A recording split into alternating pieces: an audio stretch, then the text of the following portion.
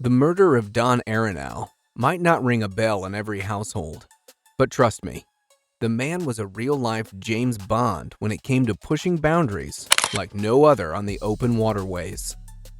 They started as offshore racers, became the drug cartel's weapon of choice, and supplied government defense. The founder was assassinated, but that didn't stop these revolutionary boats from evolving, and the story behind it all will leave you stunned. It began with one man's dream. One hole and a stretch of waterfront that would become infamous. And what came next changed boating forever. By the late 1960s, Miami was a wild place for anyone with a boat and an ego. But one man stood out, Don Aronow, a former real estate developer with a taste for horsepower and a need for speed. In 1969, he launched Cigarette Racing Team Incorporated from a single garage on what would become Thunder Boat Row, a gritty strip of waterfront that soon housed every major performance boat brand. Aronow had already founded Donzi and Formula, but Cigarette was personal. He designed the original 32-foot deep V hull himself, a revolutionary shape that let boats slice through offshore chop like butter at speeds other boats couldn't handle. These weren't leisure boats, they were offshore predators. One of his earliest boats, the Cigarette 35, exploded onto the race scene after winning the 1970 World Offshore Championship. That same year, Aronow was named APBA U.S. Offshore Champion. But this boat was more than a race winner, it was a blueprint. And here's where the legend really begins. The name Cigarette was no accident. It came from Prohibition-era rum runners who used long, thin boats to outrun Coast Guard cutters while transporting illegal alcohol. Aronow wanted that legacy. Fast, silent, unstoppable. Within 5 years, the boats weren't just on race podiums. They were showing up in shady Miami docks, catching the attention of more than just boaters.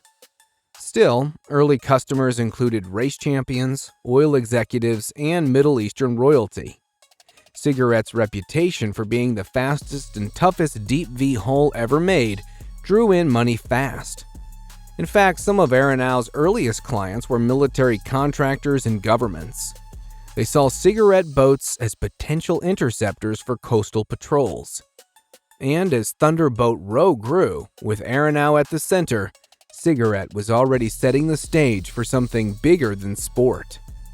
What started as a passion project on a dock in Miami was about to collide with drug cartels, federal agents, and deadly rivalries.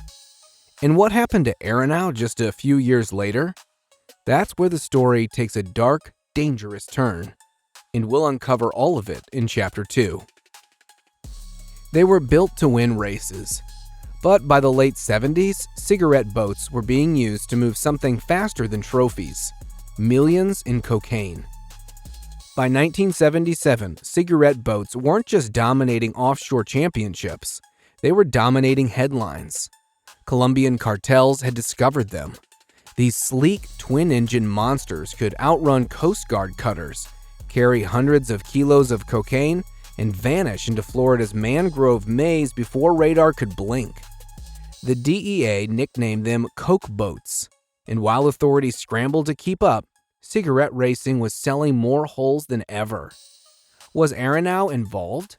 That's the question no one could ever answer cleanly.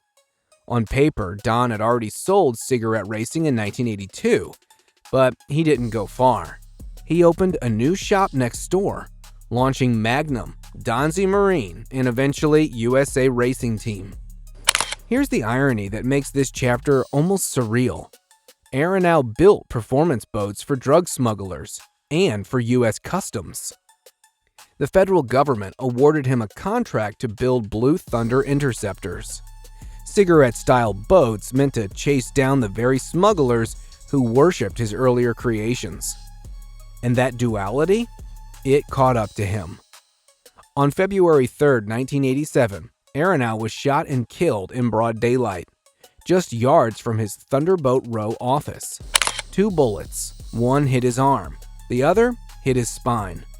He died slumped in his car, a black Mercedes SL. At first, it looked like a random hit, but later, the contract killing was linked to Ben Kramer, a former cigarette boat racer with ties to smuggling and even the Blue Thunder program. The same boats built to catch smugglers had brought Aronow face to face with a world that didn't forget betrayal. The murder shook the industry. And yet, cigarette racing didn't fold. It was sold again, passed from one investor to another. But the brand had already become larger than life. Dealers still sold the boats. Racers still won in them. Smugglers still used them. But now, every hole had a shadow, a legacy born of horsepower and blood.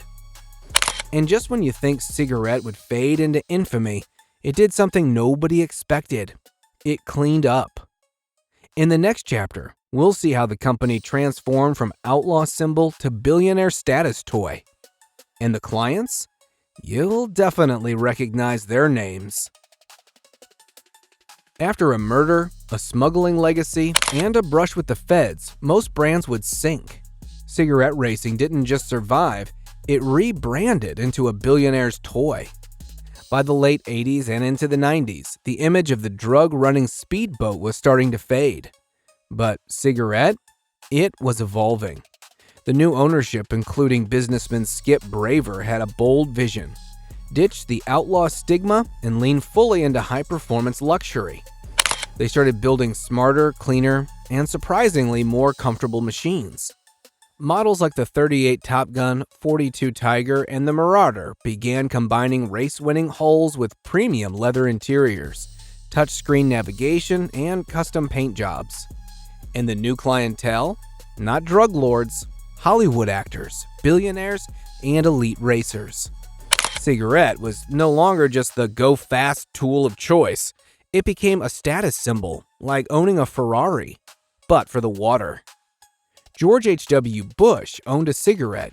So did the King of Jordan. Even Don Johnson, who starred in Miami Vice, the very show that made Coke boats famous, reportedly kept a cigarette in his real-life collection. Underneath all the polish was pure power. Cigarette partnered heavily with Mercury Racing, dropping twin and even triple V8 outboards into their hulls, with some boats producing over 2,400 horsepower. These weren't pleasure boats, they were rocket ships with cup holders. But make no mistake, performance never left the DNA.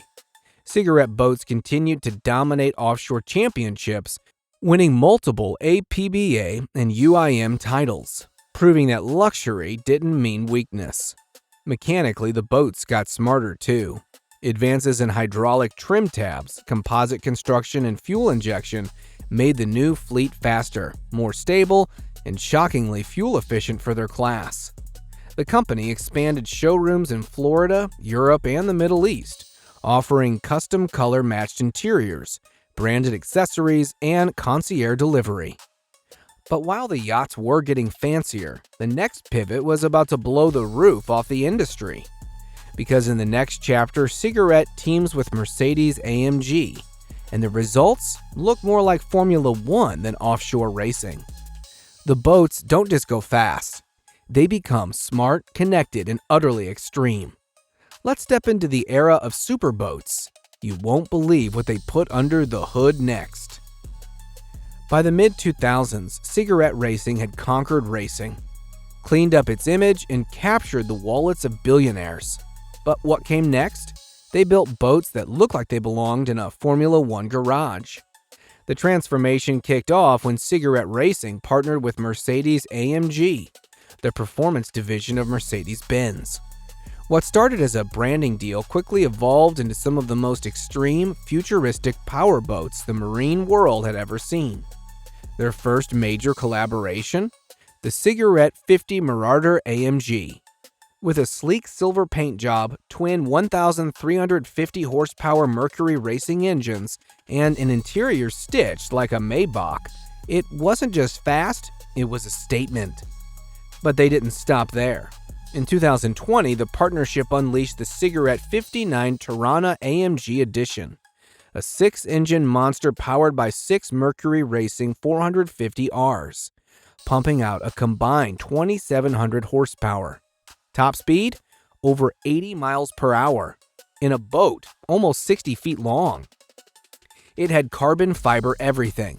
Touchscreen controls, air-conditioned cabins, and a sound system that could drown out the ocean. It wasn't a boat. It was a waterborne Bugatti. And the AMG influence went deeper than branding. Every line, every stitch, every throttle response was tuned with Mercedes performance in mind. These were hybrid machines, half luxury yacht, half offshore racer.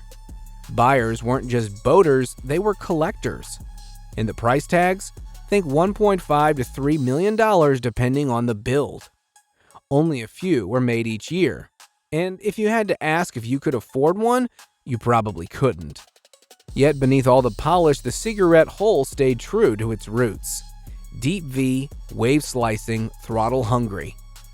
This chapter proved one thing. Cigarette racing wasn't stuck in the past.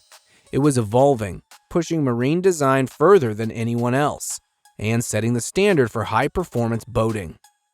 But by 2021, things would shift again. A new owner stepped in, and their goal wasn't just more speed. It was redefining what cigarette could be in the next 50 years.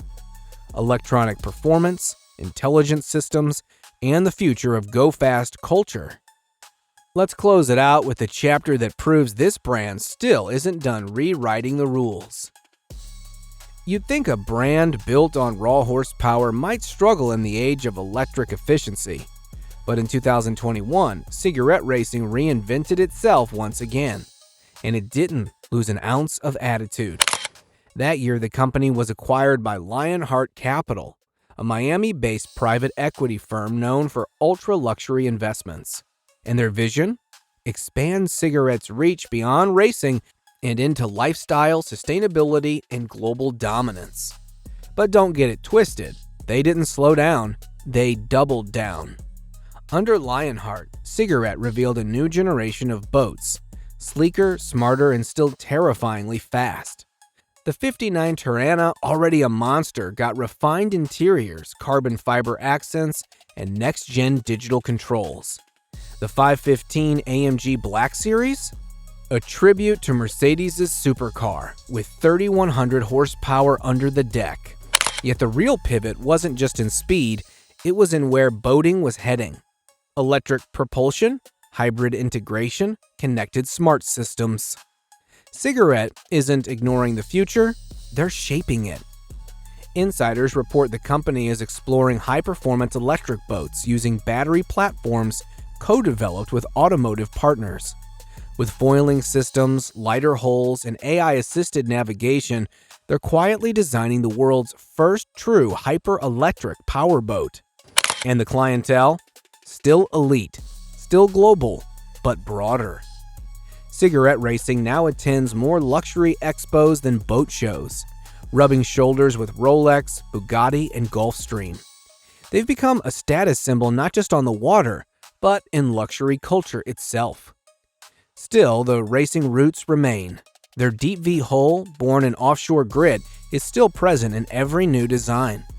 And while the company now includes lounges, bars, and touchscreen dashboards, every cigarette still begs to be pushed wide open.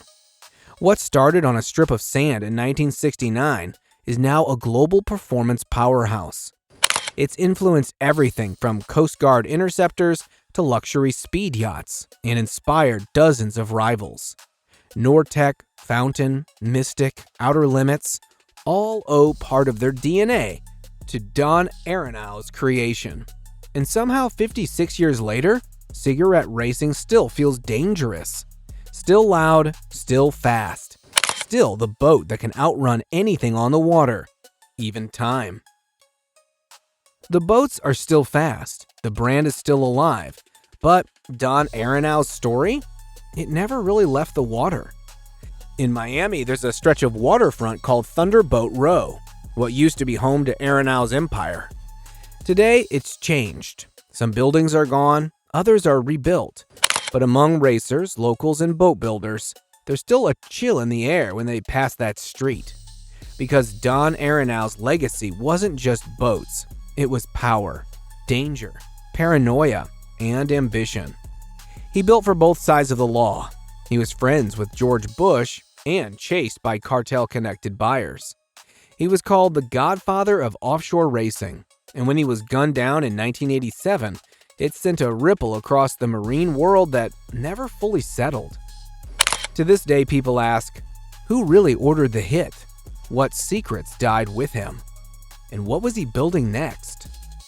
Some say Arenal was working on a boat so fast it would have redefined the game. Others say he was about to expose corruption between smugglers and officials. What's fact? What's fiction? No one really knows. But what we do know is this. Every modern offshore boat still carries a piece of Arenal's vision. The hull designs, the rigging layout, the engine configurations. They all trace back to the original cigarette blueprint. And in a way, Don never really left. His ghost rides every wave. Every time a cigarette launches over open chop and roars past the horizon, it's still chasing something.